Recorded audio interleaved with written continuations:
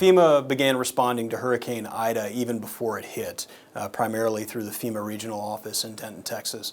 But they did that primarily by prepositioning assets such as food, water, cots, tarps, things like that that would be helpful for disaster survivors that were impacted by the storm.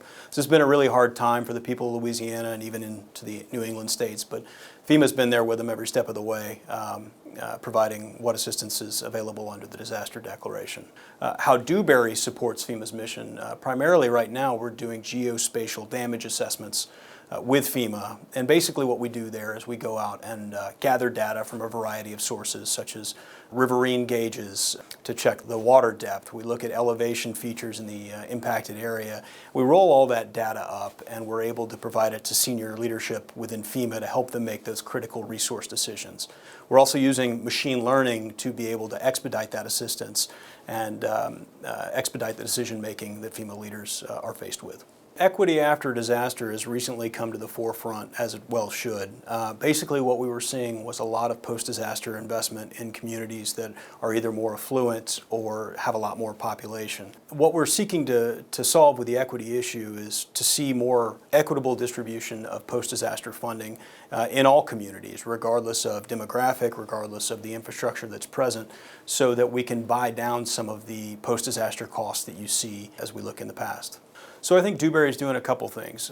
One, we're consolidating data and we're getting stakeholder outreach to really help inform how we approach equity. I think a diversity of opinions is going to be key to a more resilient community, and we're trying to factor that into the services that we provide.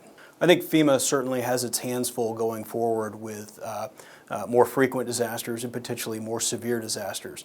Dewberry really wants to be there to help them deal with those challenges as we move forward.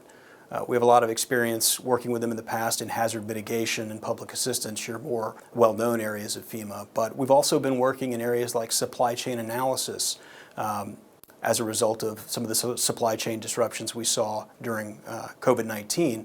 But also in areas like the Colonial Pipeline. So we were able to take a look at what those supply chain interruptions were and provide that information to decision makers so they can know how to better plan.